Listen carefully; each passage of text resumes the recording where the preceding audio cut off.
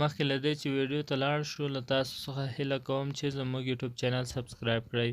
ځکه چې د فیسبوک پیجونه او لایفونه همیشه ریپورټ کیږي نو د سبسکرایب کولو لپاره به لومړی راشئ دا سره بټنه سبسکرایب به کلیک کړئ له هغه وروسته به د بیل نشان کلیک کړئ یا د زنګ نشان بیا به آل یا ټول انتخاب کړئ نو له دې سره به زموږ د ویډیوګانو نشریدو سره به تاسو ته خبروای درشي جزاک الله خیر څنګه یې ښه جوړې شکر د مهرباني وکړه لایو خپرونې موضوع باره کې څه سوال لري څه تفصیل لري موضوع خو داسې دا زه خپله د سفیرې په نوم درته راغلم خو نوره یم سرتېری نه عام وګړی یم او د کومه پیښه چې دا د ننګرهار کې دې ځای زه خپل اوسېدونکی یم دا زما د سترګو لیدلی حال دی ښه خو دا چې و دا دلته بې ماینونه برابرول یو بل ځای ته به یې وړلو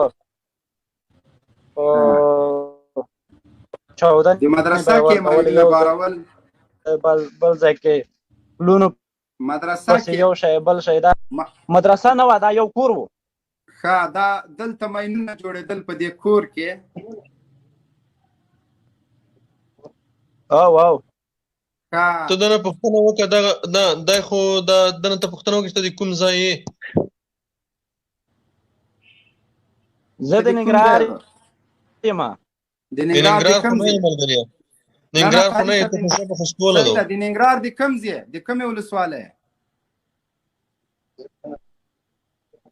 د خوږیانۍ وروره ښه د خوږیانیو کې دا پیښه په کوم ځای کې شوې ده خوږیاڼي ننګرهار دغه پیښه د خوږیانو په کوم کلي کې شوې ده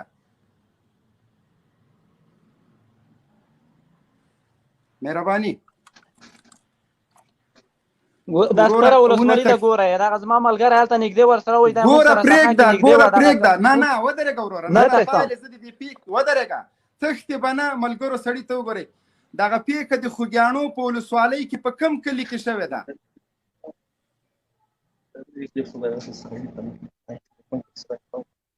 په کوم ځای کې شوې ده وروره ګوره دغه خوږیاڼۍ ولسوالي چې دا ډېره غټه ولسوالي ده دغه ته چې د کوم ځای شاید غټه ولسوالي ده ودرېږه دغه پیښه په کوم کلي کې شوې ده د کلي نوم یې نه راځي زما د ملګري د سترګو لیدلی حال دی ګورئ دا د طالبانو یو مرکز و مرکز دلته یې بمونه مایک د بانک قاري صاحب د کلي نوم نه ورځي او د همغه ځای عیني شاید ده مایک د بانک وروره تښتې به نه مهرباني نه تښتې ونه تښتې زه دې نه قطع کوم قاري صاحب مایک د خلاص کا د ننګرهار د خوږیاڼو په ولسوالۍ کې د هغه پیښې عیني شاید دغه خبیث ده دا یوازې د کلي نوم زما نه ده زده مهرباني وکړه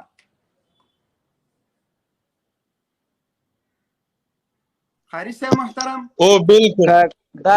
مبین صاحب زما نه نوم د یاد نه وتلی دا ټنګ کلی ورته وایي ټنګ کلی حافظان نه و ښه ټنګ کلی نه ګورئ تاسې دغه ملګری د دې سړي خبره تاسې ټول لیدونکي واورئ د اسلام دشمنان د اسلام شعوري دشمنان ملحدان سیکولران د دوی حیثیت تاسې وګورئ او د دوی د اسلام سره دشمنی دي دا ټول لیدونکي وګورئ دا ګوره یو ډیر ساده مثال و د موږ د خبرو الحمدلله الله د خدای دشمنان الله تعالی داسې رسوا کوي لکه دغه سړی چې په دې لایف کې الله وشرمولو الله رسوا کړو د اسلام سره دشمنی دي داسې څرګنده شوه ګوره دا سړی چې ټنګ کلی دا سړی د خوست د ماته د خوست کاری دا ټنګ کلی په خوست کې ده هلته ټنګ کلی نشته دا سړی یې په دروغ وایي چې زه د هغې کلي یم د سیمې عیني شاهد یم او د دې استدلال دا ده چې په دې مدرسه کې ماینونه جوړېدل دا د سیکولرانو ملحدانو د اسلام شعوري دښمنانو ذهنیت هم دا ده د دوی استدلال دا ده چې کله دوی په یو مدرسه یرغل کوي په یو مدرسه برید کوي د دوی دلیل دا وي دا خلک چې هلته ورغلي دي د دوی دلیل دا ده چې په دې مدرسه کې ماینونه جوړېدل دی ځای نه او دی وایي چې دا مدرسه هم نه وه کور و الله تعالی دغه د الله دشمنان داسې رسوا کوي داسې شرموي لکه دا سړی چې په دې لایف کې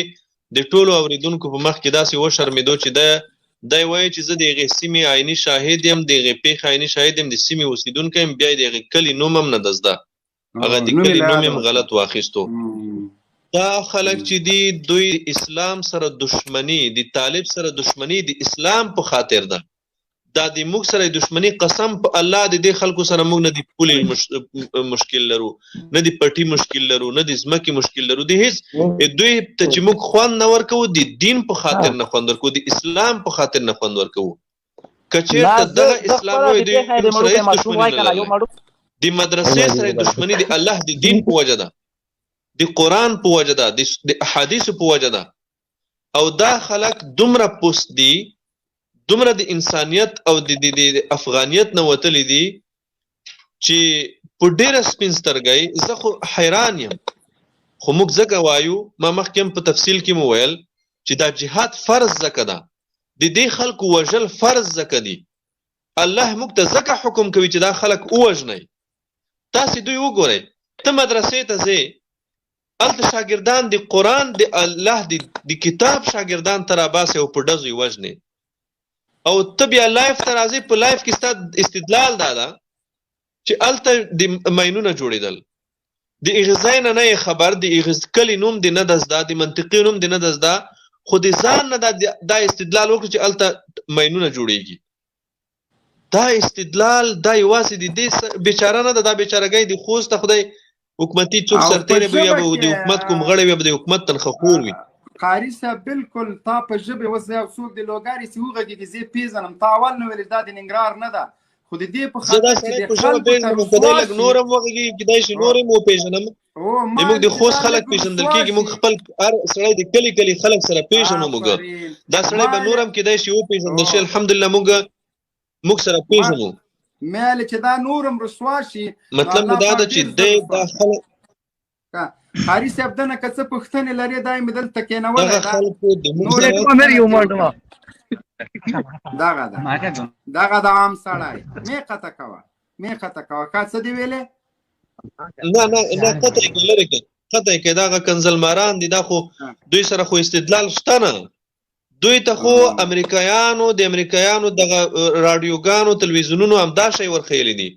دغه اخلاق دوی ته ورخیلی. تاسو وګورئ، دومره دوی بې بندوباره دي، دومره دوی بې تحمله دي.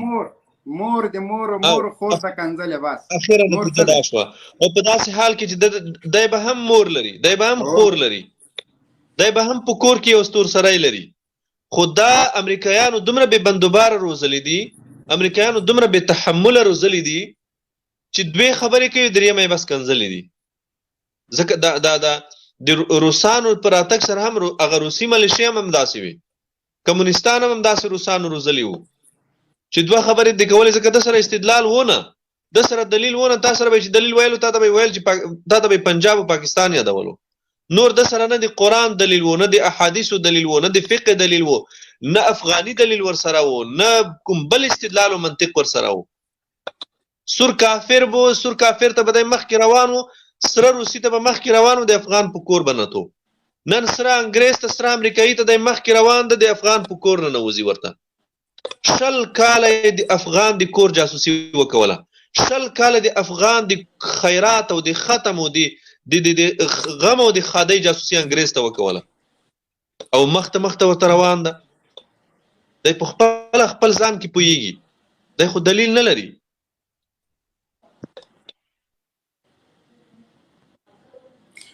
قدرمن شه قاری صاحب محترم انجینر صاحب تم لایق خبرونه ته راغلاس وایو. اردوی ملی زنده‌باد نوباد دغه انجینر صاحب سلامونه مو من وروسته بیا ان شاء الله بیا خبرې کوو. وعلیکم السلام. ولته سلامونه وایم. خیر قدرمن مهرباني وکړئ اردوی ملی. خدای دې وکړي ټول جوړ روغ او صحتمند اوسئ. زه د قاری صاحب محترم نه یوه پوښتنه لرم. پوښتنه مې د قاری صاحب محترم نه دغه ده چې قاری صاحب محترم ګورئ د افغانستان دولت د 20 کاله کېږي چې تاسو ورته وایئ چې موږ تاسو د منځه وړو، موږ تاسو چپه کوو، صرف نظر د دې نه چې آیا هغه تاسو په خوله باندې شرعي حکومت دی که شرعي نظام نه دی، خو دغه چې تاسو وایئ چې موږ تاسو د منځه وړو، تاسو ولې د افغانستان حکومت هغه حق نه ورکوي چې د ځان دفاع وکړي وخت چې هغه د ځان دفاع کوي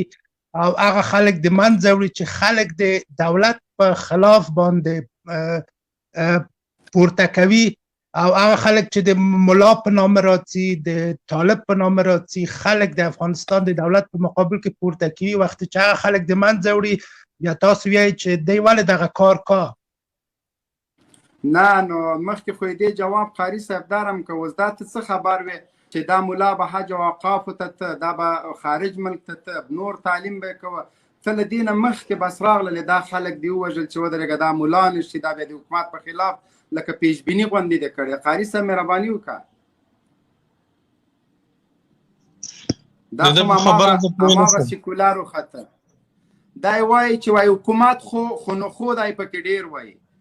خو نو خو حکومت خو نو خو دا خلک ځکه ووژل چې هغه وخت به د حکومت خلاف کېدل هماغه د تا خبره شوه راځئ موږ هم شروع وکړو قاري صاحب دا د حکومتي سرتېرو زامن او فامیلونه مړه کوي چې داسې نه چې بیا دوی غټان چې دوی به حکومت کوي نه ګوره تاسو د ما په سوال باندې غلط پوه شوی همدا استدلال کافي ده په مدرسه کې طالب او د مدرسې شاګرد په دې خاطر وژني دا یو د مدرسې طالب مه وژنه ټول ملت ووژنه ځکه ملت در پسې راپورته شوی د 20 کاله ستا په خلاف ملت جنګېږي دا ملت ټول ووژنه که نه وشه خو ته او دا انګریزان او دا روسان که د بل ځای نه سبا به هندوان راولي اوس د هندوانو سره نوې یاري شروع کړې ده بس ته دا ملت به درته دا وطن به درته خلاص وي چې څوک دې راوستل ته به یې انګریزه ښځه به دې وي انګریز اولادونه به دې وي یا ته به وي هندوان به وي در سره بس دا خاوره به تا ته پاتې وي خو دا خوب به تاسې ګور ته ویسئ د روسانو پر راتګ سره هم تاسې دلته ډېر زور ووالو چې دا ملت یېل کوي د ملت د سره مو سخته جفا او ظلم وکړو خو هدف ته ونه رسېدی 20 کاله کېږي کوم قسم وسله ده چې تاسې دپاره تاسې بادار استعمال نه کړه کوم قسم وحشت ده چې تاسې په دې 20 کلونو کې ونه کړو دا په څه خاطر کوئ دا په دې خاطر کوئ چې دلته د انګریز خپه تام شي تاسې د انګریزانو د ښځو سره د خپلو یهودنو ښځو سره دلته راغلي یې چې دلته په دې خاوره کې خپې ټینګې کوي خو نه شئ ټینګولی دا ملت تاسې نه غواړي او دا استدلال څومره احمقانه او جاهلانه استدلال ده چې ته طالب په دې وجه په مدرسه کې وژنم چې دا سبا ته زما په خلاف وسله رااخلي خو ټول ملت ووژنه په ټول ملت پسې وسله راواخله نه قاري صاحب ګوره تاسو د سوال باندې غلط پوه شوئ تاسې د اولادونه سبا د انګریز غلامان کېږي د کمونستانو د روسانو اولادونه نن د امریکایانو غلامان دي که دغه د روسانو غلامان کمونستان موږ وژلي وای د دوی نسلونه مو ختم کړي وای د دوی ښځې ماشومان مو ختم کړي وای نن به ولې دوی د انګریز ډول ته ګډېدل خو موږ نه دا غلطي وشوه چې ستاسې نسلونه موږ پرېښول موږ باید ستاسې نسل ختم کړو ستاسې نسل د ختمولو دی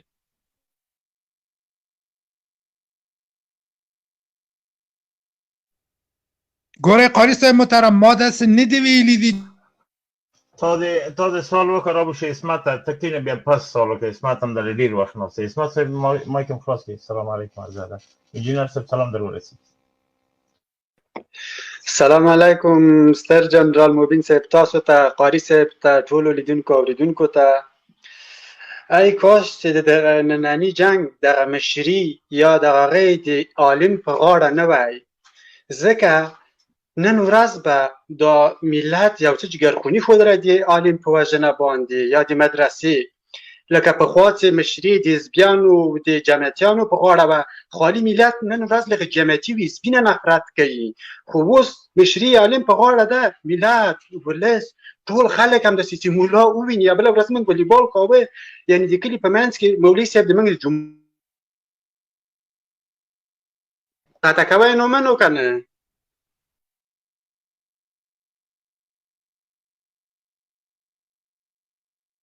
جنرال صاحب مایک ته بنده جنرال صاحب مایک ته بنده مایک مخلاصوه سیکولاره پرون که حزبي و که جمعیتي و که حرکتي و که هر څوک و د روسانو په خلاف په نره جهاد کړی و تر څنګ علماو فتوا د علماو و دا د پانتون نه فتوا نه ورغلی او نه څوک نفرت د دې په خاطر له مجاهدینو نه کوي چې دوی له روسانو سره جهاد کړی نفرت په دې خاطر کوي چې د جهاد په ارمانونو باندې لوبې وکړلې. سبا که خدا نخواسته طالب هم له شوي وعدې نه اخوا او دخوا کوي او د جهاد په ارمانونو لوبې کوي، دا د دین ټیکهداري د چا نه ده. لیکن دغه مدرسې باندې حمله ولې وشوله؟ ته وایې علماو دا بد کار شوی. د جنګ رهبري خو علماو ځکه اخیستې چې ما او تا بې غیرته سولو، ما او تا د صلیب تر څنګ ودرېدو، ما او تا ملا ته نه پرېښوده، هغه مجبوره سو ترمیزي او بخاري بند که، راغی په سنګر کې خپل سپېڅلې وینې تویې کړې. که ما او تا بې غیرتي نه وای کړی، لکه د روسانو په وخت کې ټول راوتلی وای، د امریکایانو په خلاف مصلحت یې ګټلی وای، ملا به د یو مجاهد په حیث د تا تر څنګ روانو، ته به یې مشر وې. خو تا پرېښودله رهبري، ځکه د ملا لاس ته راغی. قاري صاحب مهرباني وکړئ.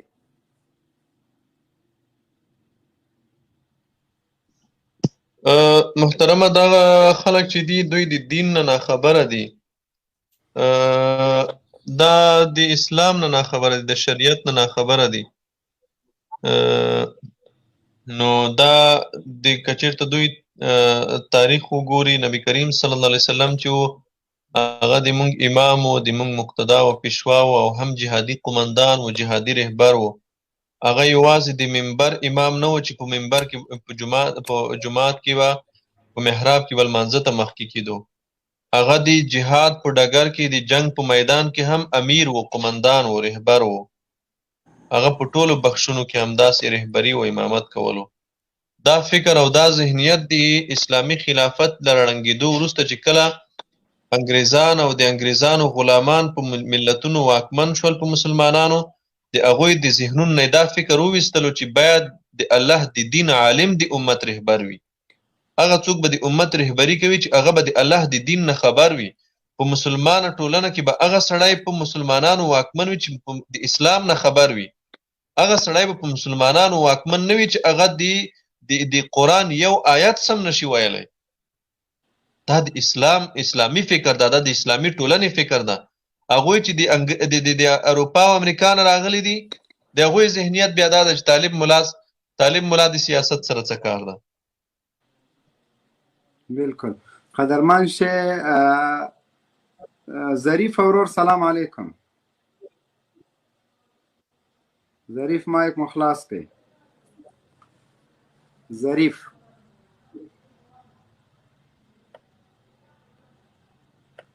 که انجینر صاحب مهرباني وکړئ، تاسو هم خپلې خبرې وکړئ تر هغو پورې دا نور کسان زه ګورم. بعضې ملګري چې یا ورته خبرې وکړه هغه بیا مه راځئ، موږ مجبور یو چې تاسو بلاک کړو. بسم الله الرحمن الرحیم. ستر جنرال